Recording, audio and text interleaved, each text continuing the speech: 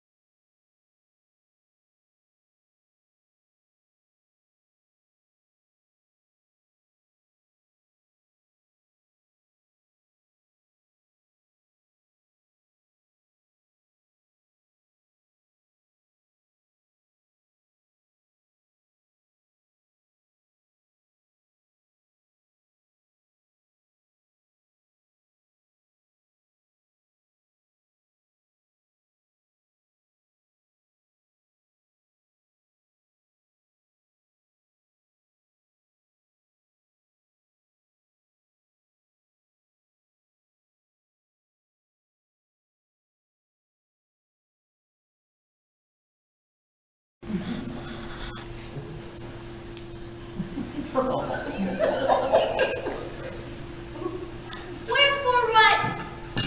But why dost thou lead these men about the streets? We make holiday to see Caesar and rejoice in his triumph. Wherefore rejoice, you blocks, you stones, you worse than senseless things? Knew you not Pompey? Many times have you climbed up walls and battlements to see great Pompey fetch the sugar from. And do you now shoot flowers in his way that come to triumph over Pompey's blood? Begone!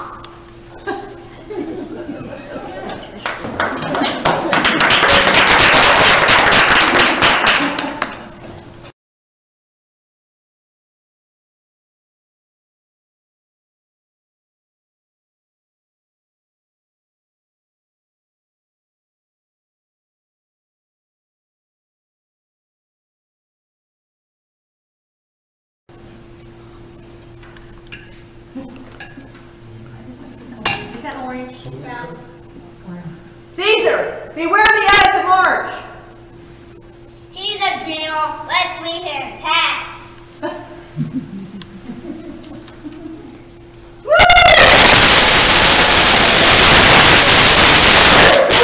It's just something. I do feel the people of Julius Caesar for their king. Ah, do you fear it? Then I must think we're not having so.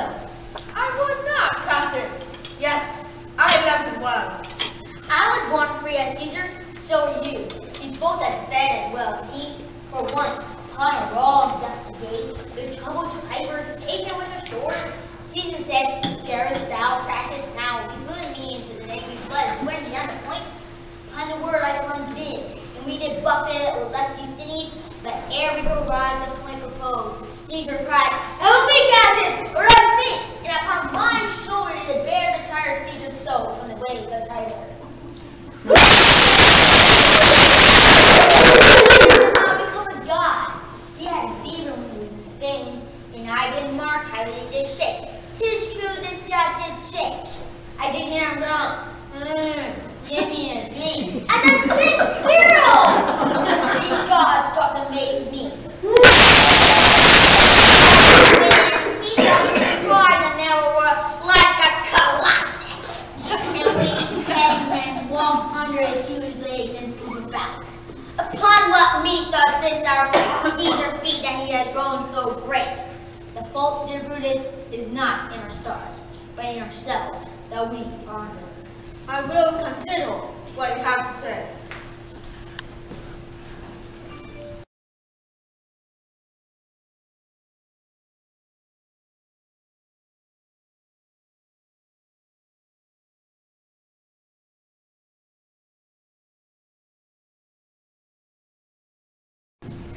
Me and many fellows who are fat, young cabbage, how lean and hungry you are. He thinks too much. Such men as he be never at ease, but they behold a greater than themselves, and therefore are they failing.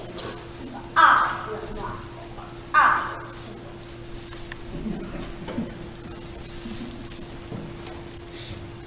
They say young Antony offered him a crown, and he did buy one. But for all that, would have fain have had it.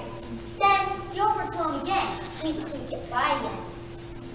But he was very lovely, and he was not of it. Then he offered to the third time. He did put it the third time by. And still, as he refused it, the rival men hooted and clapped the chaff hands and threw at the sweaty nightcaps. Indeed, they say the senators tomorrow mean to establish Caesar as a king. So why should Caesar be a tyrant then? I know he will not be a wolf that he sees Romans about sheep. He won't a lion of Romans hide. I know where I wear this dagger then. Cassius from bondage will deliver Cassius. So every bondman had the power to cancel his captivity.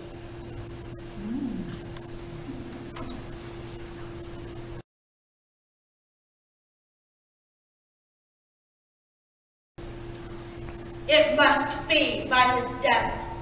He would be crowned.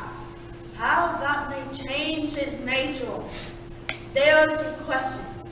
And therefore, think him as a serpent's egg, which hatched would, as his kind, grow mischievous and common so. So Rome stand under one man's arm? My ancestors did from the streets of Rome, talk and drive when he was called a king.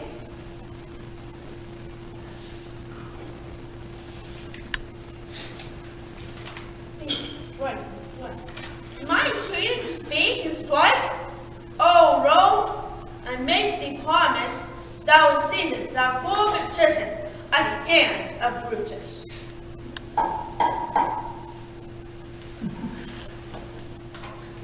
I think it not meet Mark Antony, so well beloved Caesar, shall live Caesar. We shall find unto him a shrewd contriver, which to prevent that Antony and Caesar fall together. I, of course, was seen to bloody Cassius, cut the head off, then hack the limbs. For Antony better live as Caesar. Let us be sacrificers, but not butchers.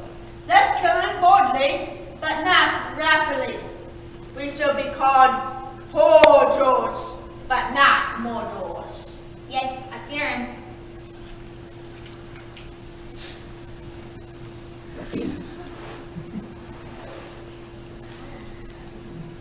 Brutus, dear my lord. Corsa, what mean you? Wherefore rise you now?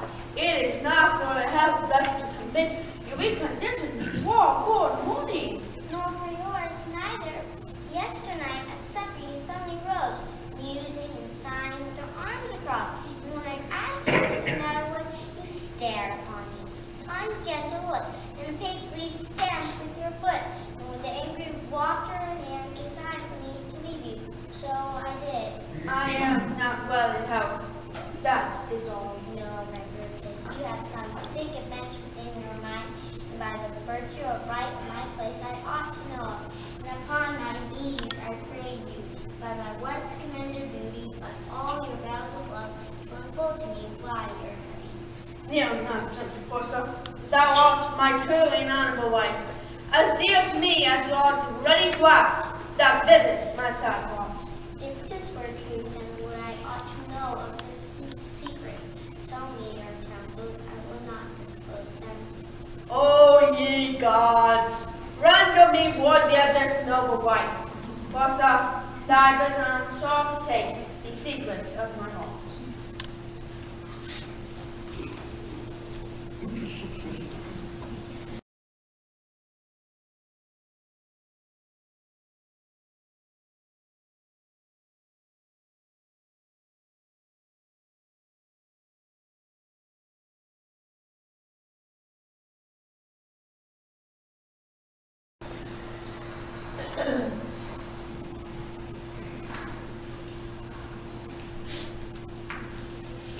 what mean you? Think you to walk forth?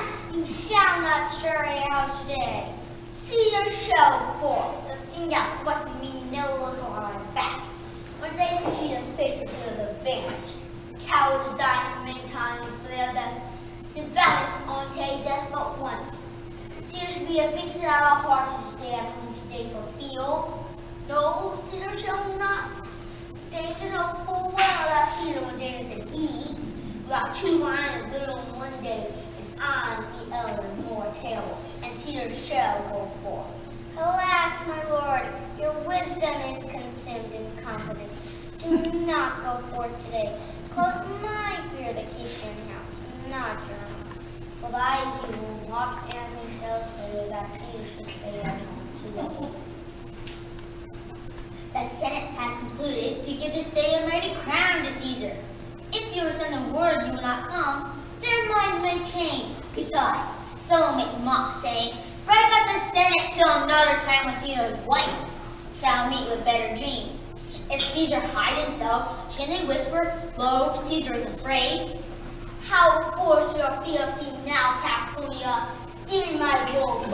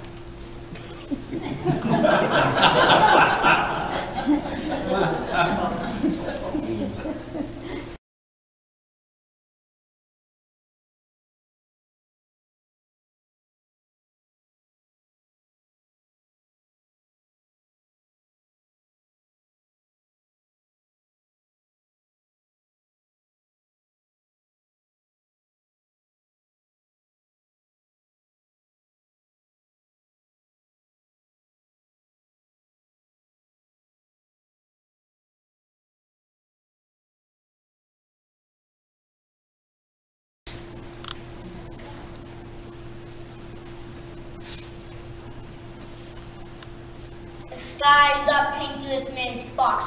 It's only no one that would not be moved, and I am he. You already might have been read. Oh, they too. Take vengeful. Liberty! Freedom! Tyranny dead! Run, hunt, proclaim, cry by the stripes! We will be satisfied. The noble Brutus is ascended. Silence. Romans, countrymen, and lovers, hear me for my cause, and be silent that you may hear. If there be any in this assembly that demands why Brutus rose against Caesar, this is my answer. Not that I loved Caesar less, but that I loved Rome more. As Caesar loved me, I wept for him. But as he was fortunate, I rejoiced at it. But as he was ambitious, I slew him. Had he rather Caesar were living and die on slaves, than that Caesar were dead than a poor freeman? Who is here so base will be bondman? None. With this I depart. Long live Brutus. Long live Brutus. Bring him the triumph home into his house. With shouts of... Give him a statue with his ancestors. This Caesar was a tyrant. Stay ho and let us hear Mark Antony. Nay, certain we are blessed that Rome is rid of him. Where best he speak no harm of Brutus here. Peace, let us hear what Anthony can say. Friends, Roman countrymen, lend me your ears. I come to bury Caesar, not to praise him. The evil that men do, live after them. The good is often interred with their bones. So let it be with Caesar. The noble Brutus has told you that Caesar was ambitious. If it was so, it was a grievous fault, and grievously has Caesar paid for it. But Brutus is an honorable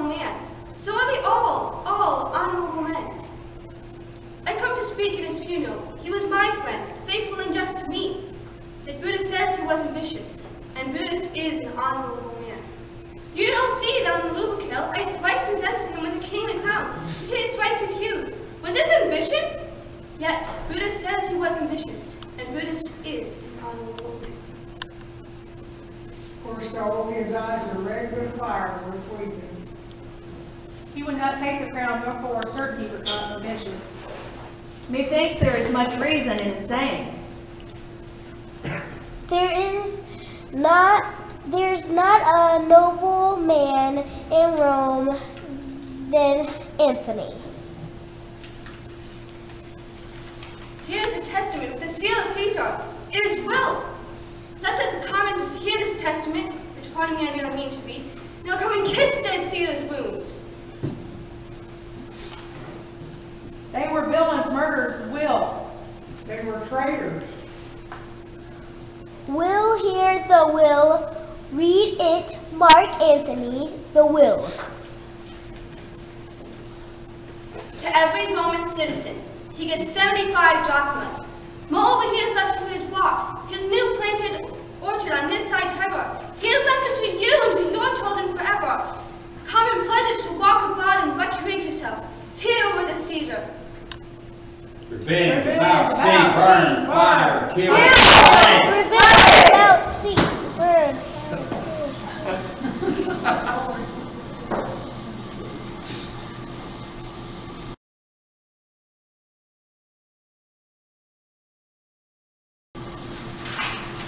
This is not the end of the play.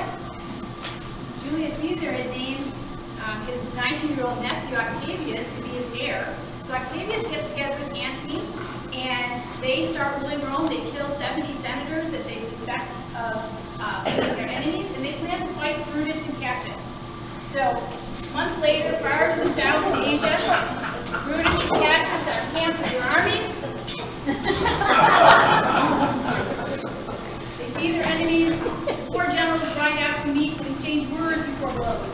Amid trumpets and alarms, the war for Rome's liberty is waged, when Antony's troops burn Cassius's camp.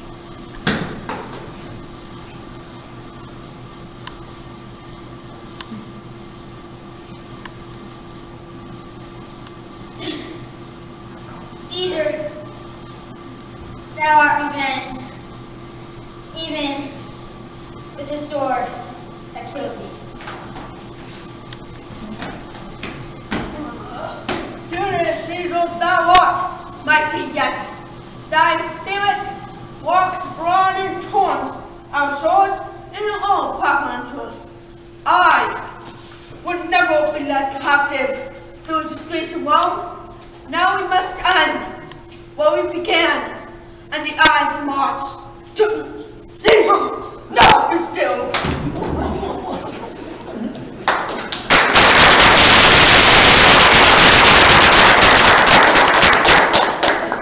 This was the noblest Roman of them all. All the other conspirators, they only heeded what they didn't envy of great Caesar. He only, in general honest thought and common good to all, made one of them. His life was gentle, and one might say to all the world, this was a man.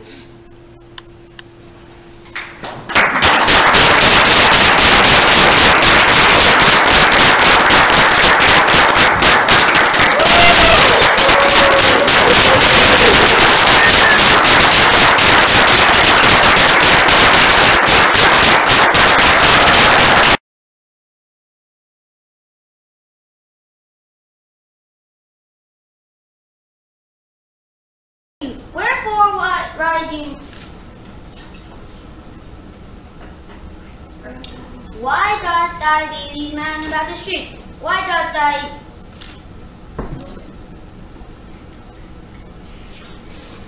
art thou not in a shop then? Why doth thou lead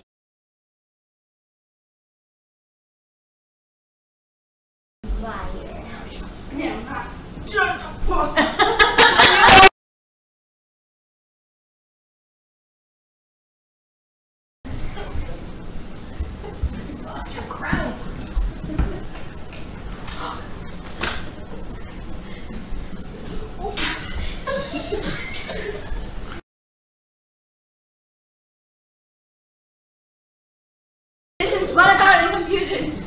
People are crying out as if doomsday has come. Antony asked to bear see his body in King Mark's place and speak as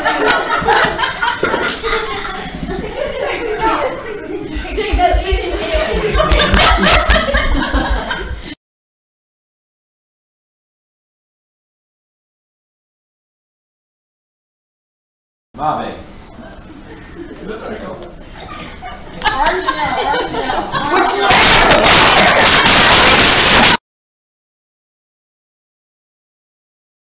Brought in tons of swords and all my tools. I will never be left captive to the streets of Rome. Thou must end where you began, and I to march.